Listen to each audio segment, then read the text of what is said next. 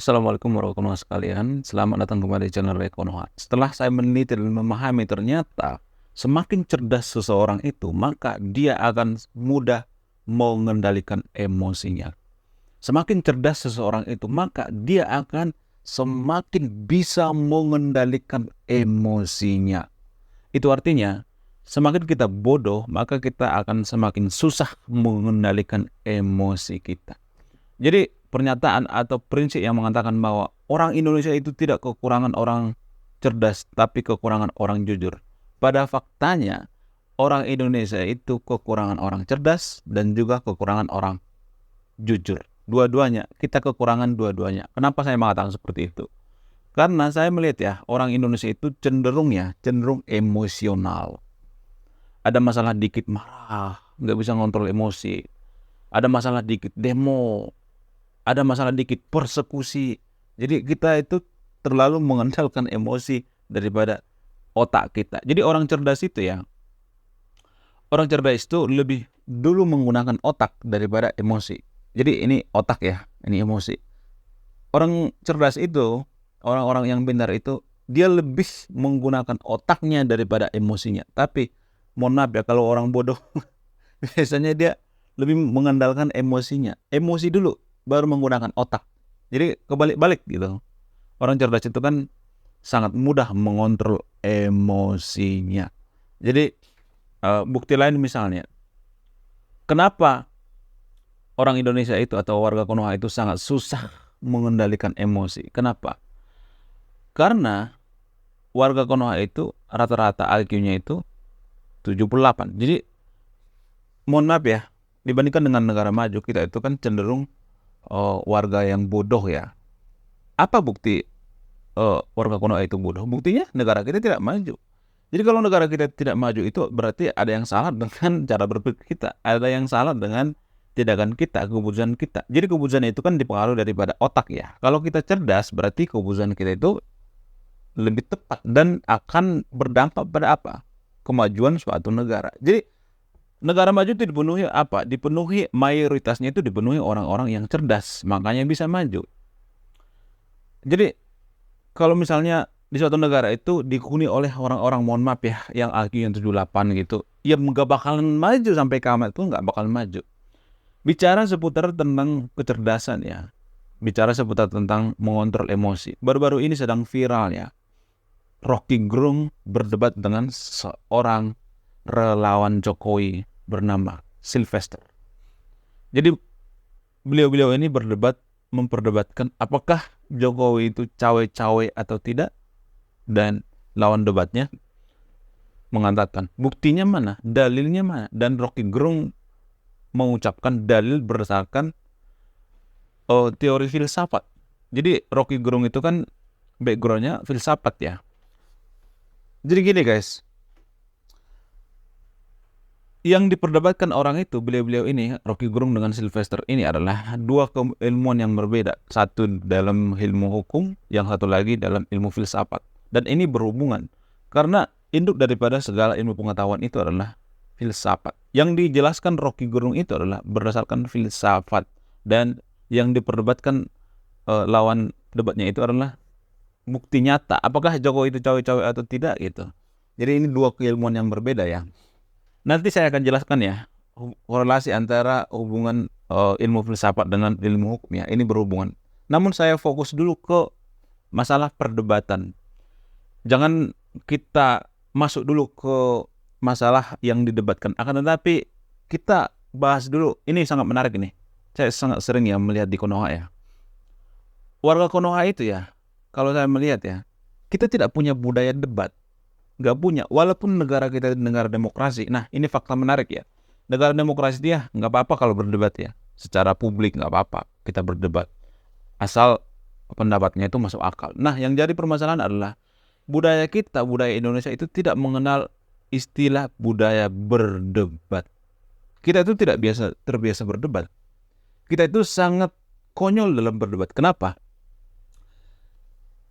Kalau di Konoha ya, kalau saya perhatikan ya, kalau berdebat itu, kalau dia misalnya kalah debat, dia tidak punya argumen yang cerdas, biasanya dia akan menyerang masalah pribadi. Jadi orang Indonesia itu tidak bisa membedakan mana masalah publik, mana masalah pribadi. Ini masalah pribadinya, ini masalah publik. Yang didebatkan itu adalah masalah publik. Bahkan netizen Indonesia rata-rata, kalau saya melihat seperti itu, terlalu emosional, tidak menggunakan otak, tidak bisa membedakan mana masalah publik, mana masalah pribadi.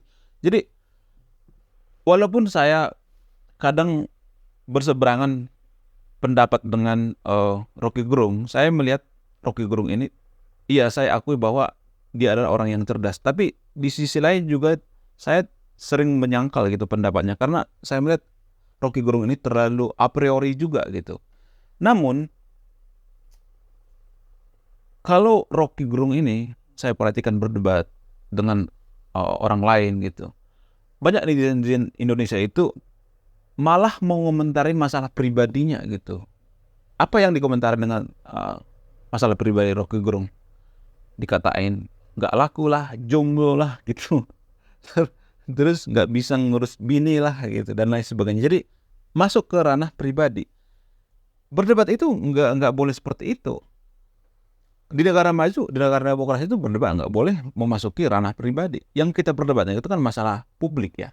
Jadi warga Konoha itu kan tidak bisa membedakan mana masalah pribadi, mana masalah publik. Yang kita perdebatkan itu kan masalah publik.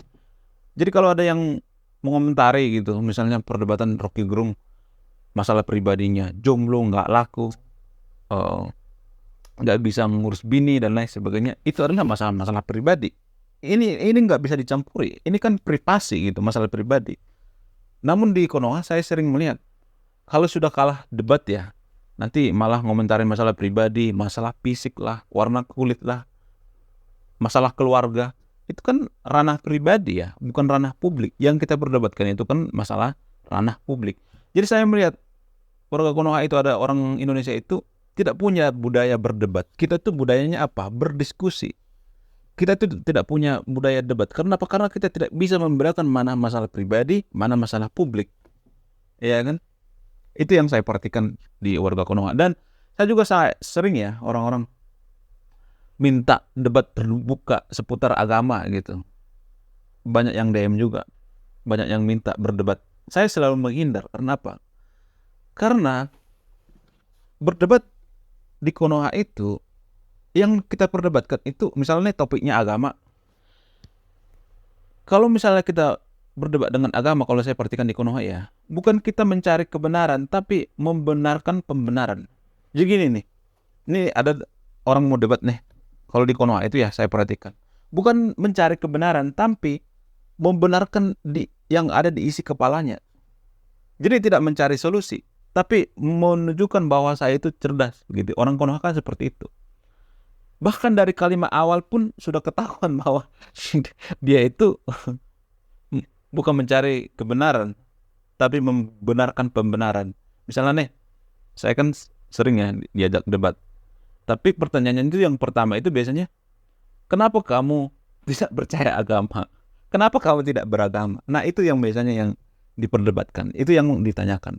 Nah dari kalimat awal juga sudah kelihatan kan keberpihakan dia. Harusnya kan pertanyaannya itu, apa yang bikin kamu tidak percaya agama, tidak beragama? Bukan kenapa kamu tidak beragama. Jadi dia seperti mengatakan bahwa kenapa kamu lain, kenapa kamu tidak beragama? Harusnya kamu beragama dong. Kenapa kamu tidak beragama? Jadi secara tidak langsung kita dipaksa untuk beragama. Jadi kalimat dari awal juga sudah ketahuan bahwa dia itu sebenarnya bukan mencari kebenaran, tapi membenarkan pembenaran. Jadi warga Konoha itu kalau berdebat itu seperti itu. Bukan mencari solusi, mencari kebenaran. Bahkan kalau kita kalah debat juga kita jarang mengakui. Bahkan kalau kita kalah debat nih sama seseorang, udah tahu, udah telat kita kalahnya. Nanti kita akan bahas masalah pribadinya, warna kulitnya. Terus nanti keluar kata-kata makian-makian. Dan kita tidak bisa mengontrol emosi. Jadi orang Indonesia itu tidak cocok berdebat. Nggak cocok. Karena apa? Karena IQ-nya masih di bawah rata-rata. Orang yang berdebat itu adalah orang yang, bukan berarti saya melarang berdebat ya, warga Konoha. Jadi orang yang berdebat itu biasanya memperdebatkan untuk mencari kebenaran, bukan membenarkan ada yang ada di kepala. Kan orang Konoha kan kalau berdebat seperti itu, Dia berdebat untuk apa? Untuk menunjukkan bahwa yang di kepalanya itu benar, bukan mencari kebenaran. Itu sebenarnya yang terjadi di Konoha. Makanya saya selalu menghindari perdebatan-perdebatan. Nanti takutnya masuk ke ranah privasi, masuk ke ranah pribadi. Apalagi berdebat seputar agama ya. Yang ada apa? Yang ada kita membela mati-matian agama kita.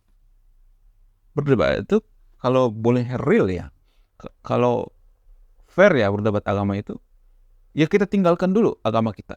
Bukan berarti kita disuruh tidak beragama ya, tapi kita tinggalkan dulu agama kita itu apa. Dan kita mencari kebenaran, bukan membenarkan yang ada di kepala kita. Itu kalau berdebat warga Konoha seperti itu.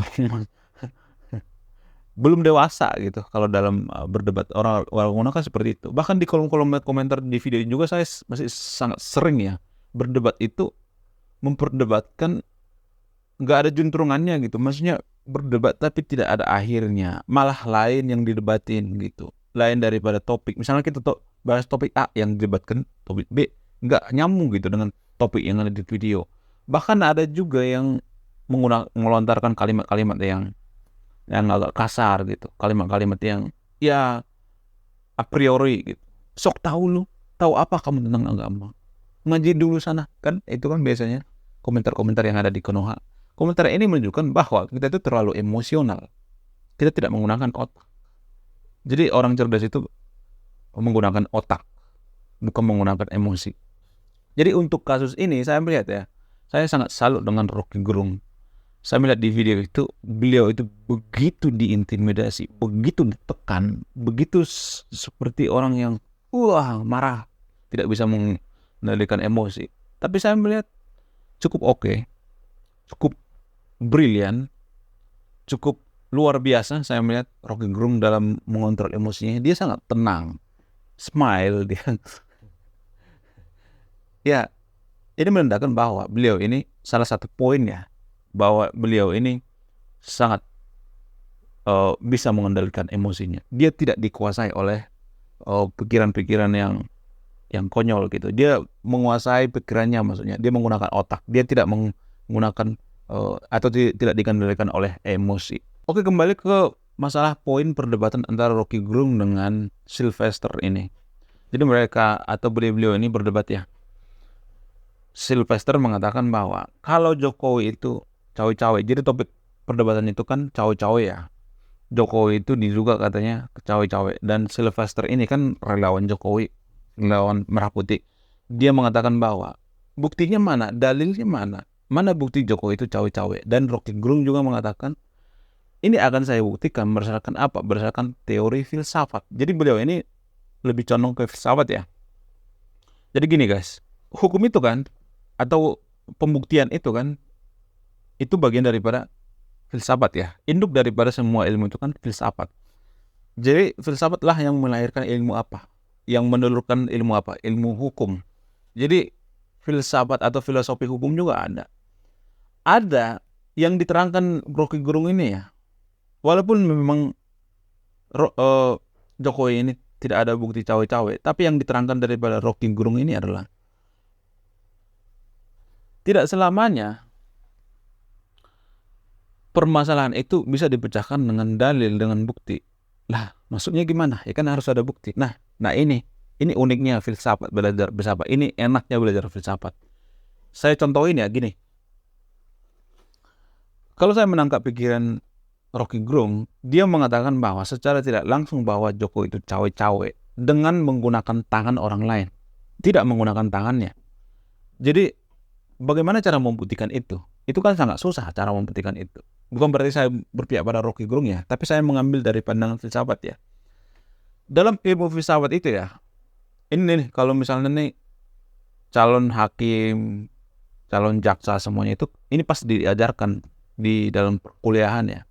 Untuk calon-calon hakim atau calon-calon jaksa itu ada sebuah perumpamaan atau metafora dalam agama disebut dengan salah satu nabi yang sangat bijaksana, yaitu Nabi Sulaiman. Nabi Sulaiman itu kan nabi yang sangat bijaksana ya. Pernah ada, mungkin di antara sahabat yang tervideo ini juga sudah pada tahu ceritanya ya. Pernah ada permasalahan antara dua ibu ya. Ada dua dua orang ibu yang mempermasalahkan perebutan bayi. Jadi bayi itu ketukar sebenarnya. Kan zaman dulu masih satu rumah ya, masih saudaraan. Sebenarnya orang ini masih saudaraan. Dan bayinya ketukar. Ada 2 bayi di dalam rumah. Dan satu bayinya meninggal, terus bayi yang meninggal itu ditukar gitu. Karena dia nggak mau anaknya meninggal, jadi dia ambil bayi orang lain, tapi kan satu rumah ya konsepnya.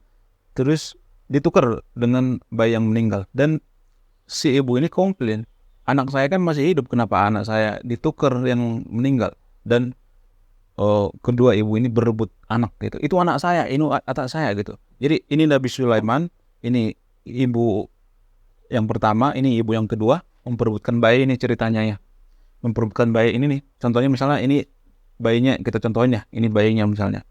Jadi 2 ibu ini memperebutkan bayi, dan ini Nabi Sulaiman misalnya.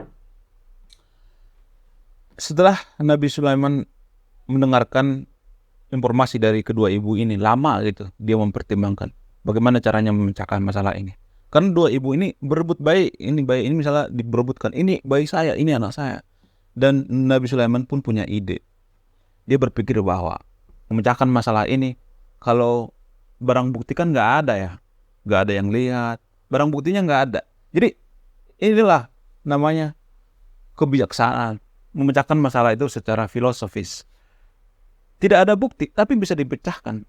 Nabi Sulaiman kan nanya, buktinya mana? Kan gak ada bukti. Itu bayi siapa? Namanya juga ketuker kan? Umurnya juga sama gitu bayinya. Dan Nabi Sulaiman pun punya ide yang sangat cemerlang. Dia mengatakan seperti ini. Oke lah ibu-ibu. Ini kedua ibu ini dia mengatakan. Nabi Sulaiman bersabda, kalau gitu, kalau kalian tidak mau mengalah, itu bayi siapa? Dan bayi ini akan saya belah. Dia ambil pedang yang sangat gede. Dan bayi ini 2 cm sebelum bayi ini dibelah. Dan salah satu ibu yang pertama tadi mengatakan, jangan, stop. Mending, iya saya yang salah, mending bayi itu kasih aja ke ibu yang kedua ini. Dan taktik atau strategi kebijaksanaan daripada Nabi Sulaiman pun berhasil. Nabi Sulaiman berpikir, kalau ini bayi beneran bayi si ibu yang satu ini, pasti dia akan nggak mau bayi itu disakitin. Tapi kan kalau ibu kedua ini mengatakan, ya nggak apa-apa, belah aja, beradil, kan? Biar adil. Nah, keadilan itu nggak selamanya adil.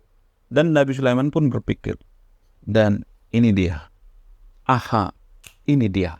Ternyata ini bayinya adalah bayi ibu pertama ini. Karena apa? Karena kalau kita berpikir secara rasional masuk akal, tidak mungkin seorang ibu mau menyakitin anaknya. Ya nggak apa-apa, daripada anak saya dibelah, kasih aja deh. Tapi kan ibu yang kedua ini ngotot gitu, begitu aja. Dan itulah yang namanya kebijaksanaan. Memecahkan masalah itu tidak melulu menggunakan data. Iya, tidak melulu menggunakan dalil, menggunakan bukti. Jadi kasus antara Rocky Gerung ini dengan Sylvester ini, yang ribut ini, sama seperti kasus ini. Rocky Gerung itu ibarat Nabi Sulaiman. Dia mengatakan bahwa Jokowi itu cawe-cawe, tapi tidak melalui tangan dia.